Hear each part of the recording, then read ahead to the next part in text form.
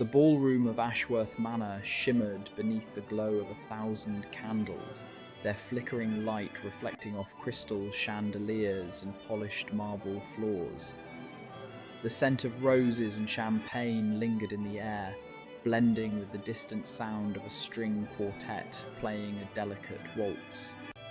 Alistair Hawthorne, heir to the formidable Duke of Hawthorne, stood near the grand entrance, surveying the sea of elegantly dressed guests with thinly veiled disinterest. He was a man of striking presence, tall and broad-shouldered, his black hair a contrast to his aristocratic pale skin. His sharp blue eyes, always filled with quiet intensity, now carried the weight of frustration. His father's voice echoed in his mind. "You will marry Eleanor Ashcroft. There is no discussion on the matter." Alistair exhaled sharply, rolling his whiskey glass between his fingers.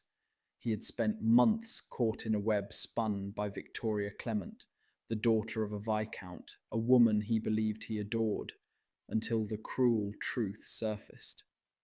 Victoria did not love him.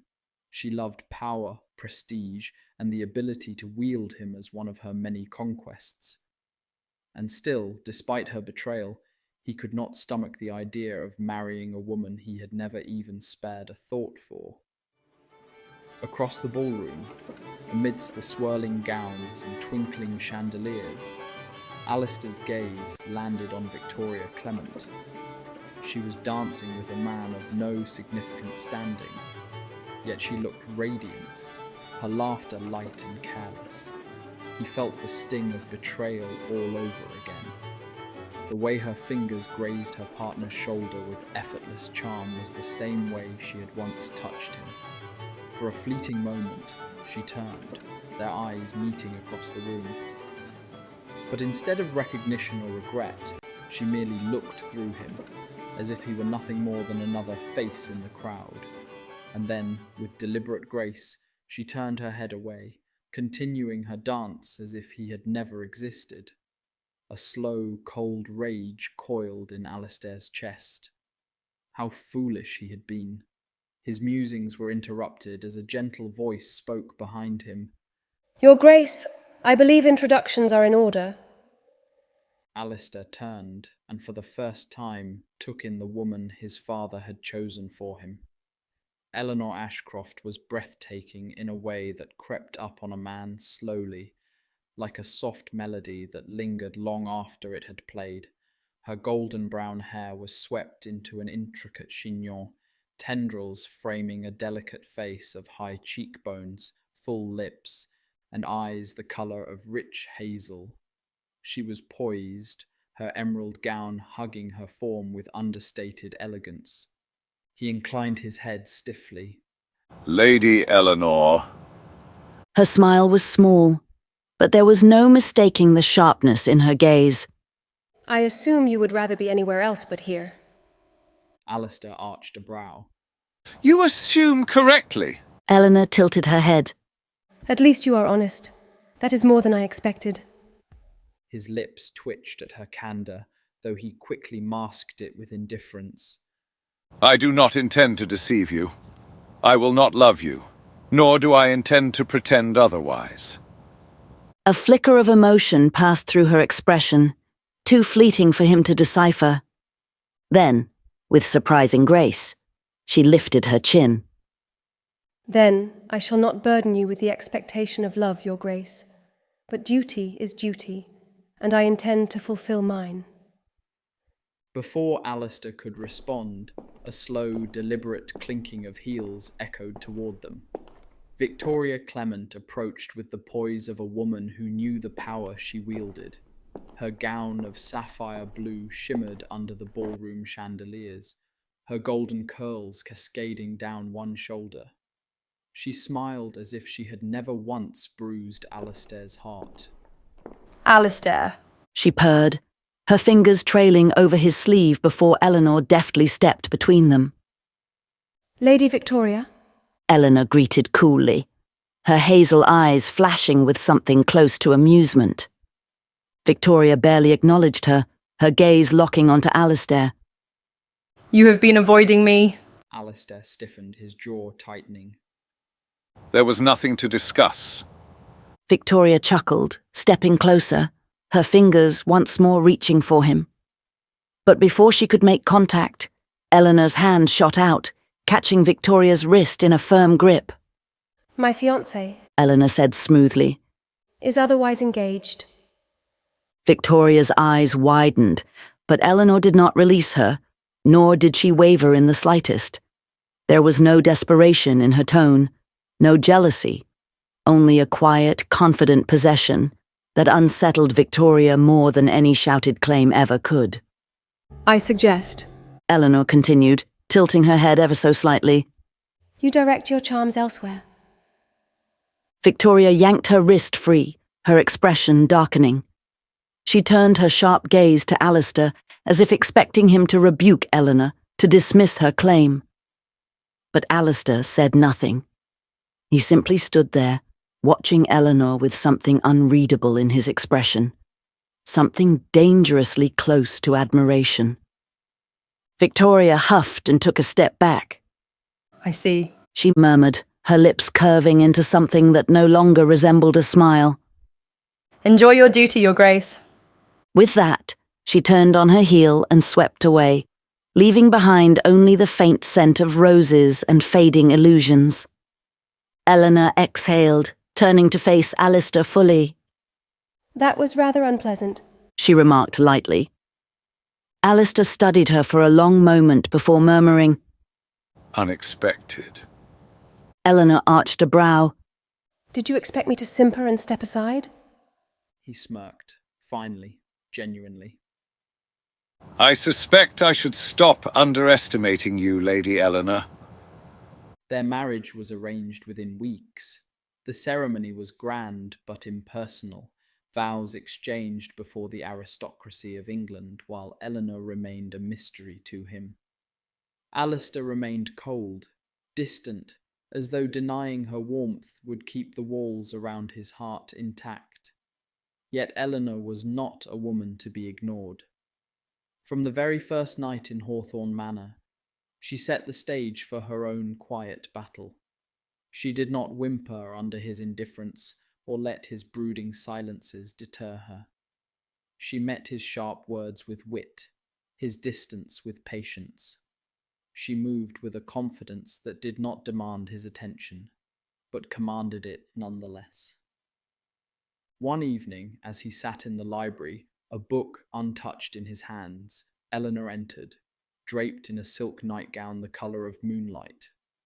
The fire behind her cast a golden glow upon her skin, the curve of her collarbone visible through the delicate fabric. Alistair stiffened, gripping the book tighter. Do you always wander the manor so indecently?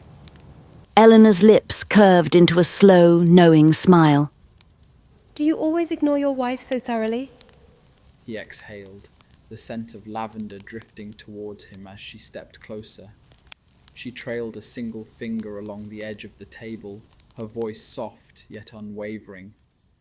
Do you ever wonder, Your Grace, what it would be like to truly surrender to someone?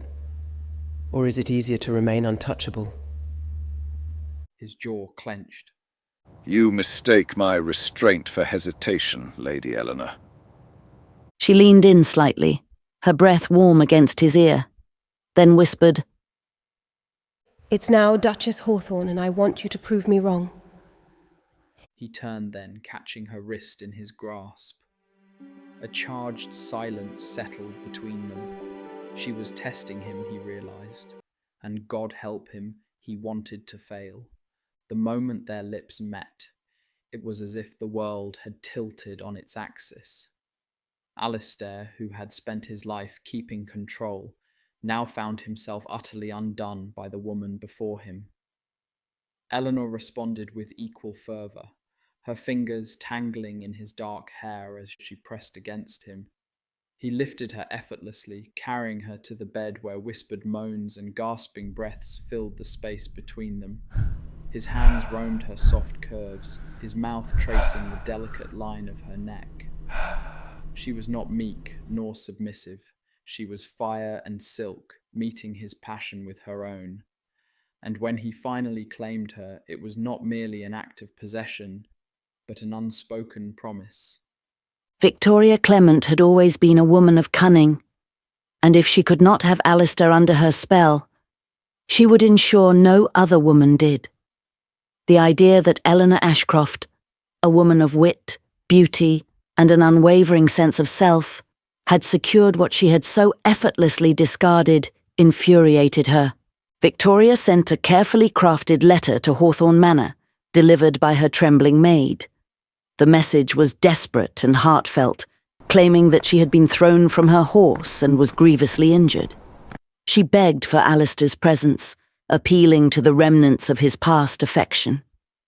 Simultaneously, a footman dressed in Victoria's livery arrived at Eleanor's quarters, panting as though he had run a great distance. Your Grace, it is urgent. His Grace has suffered an accident and requires you immediately. Eleanor's blood ran cold. She wasted no time, throwing on her cloak and rushing to the waiting carriage, her mind spinning with panic. What had happened to Alistair? Alistair, too, had been lured into the lion's den, stepping through the grand doors of Victoria's lavish home, only to find the house eerily quiet. As he called her name, a faint sigh drifted from the upper chambers. He followed the sound, his instincts uneasy, yet the memory of the girl he once thought he loved kept him moving forward. When he entered the dimly lit chamber, a strange scent filled his nose, a heavy floral perfume laced with something bitter. Before he could react, Victoria appeared before him, a silk robe draped over her form, her expression one of feigned weakness. Alistair, you came. She murmured, swaying toward him. I knew you would. Something was wrong. His vision blurred slightly, his limbs sluggish. He tried to step back, but the room tilted. What did you do? His voice slurred as Victoria guided him toward the bed. A sinister smile played upon her lips. Shh, my love. Just sleep. When Eleanor arrived, dread settled in her bones the moment she stepped through Victoria's doorway. The maid who led her upstairs seemed hesitant, her eyes darting nervously. Something was amiss. Eleanor pushed open the heavy oak doors to Victoria's bedchamber and froze. The sight before her sent ice through her veins. There lay Alistair, half-clothed and unconscious, his form draped across Victoria's lavish sheets. Victoria, standing near the bed, was clad in nothing but her own smugness. Oh, Eleanor. Victoria drawled, her voice thick with satisfaction. How unfortunate that you had to see this. Eleanor's heart pounded, but not with the pain of betrayal. No, something about this scene felt too rehearsed, too meticulously arranged. Her eyes flickered to Alistair's still form. His breathing was steady, yet his brow was furrowed, as though fighting off something unnatural. You drugged him, Eleanor stated, her voice a deadly whisper. Victoria smirked. He came willingly, but I imagine this will be quite the scandal, won't it? The beloved Duke of Hawthorne caught in a most compromising situation. Rage surged through Eleanor, but she held her composure. She stepped forward, gaze unwavering.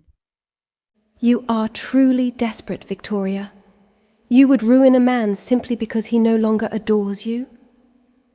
Victoria's expression faltered for a mere second before she laughed, a hollow sound. I suppose we shall see if your love is strong enough to withstand this, won't we? With measured grace, Eleanor strode to the bedside, ignoring Victoria's smug gaze.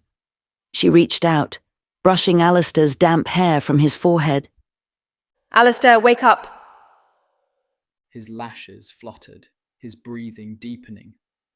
With every ounce of strength, he fought the drowsiness, his vision coming into focus on the woman he truly loved. Eleanor. Relief flooded through her. Yes, love. It's me. His hand weakly grasped hers, confusion clouding his gaze as he took in his surroundings. What is happening? Victoria scoffed. What does it look like, darling? We were simply... Enough! Eleanor's voice rang through the room, steel and fire in equal measure.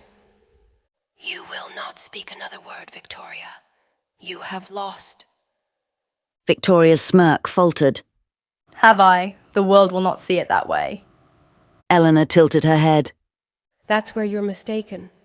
A maid who knows too much, a footman who carried a false message, you do know how they like to keep the grapevine active. The entire ton will know. Victoria's face paled slightly. Eleanor smiled, but it did not reach her eyes.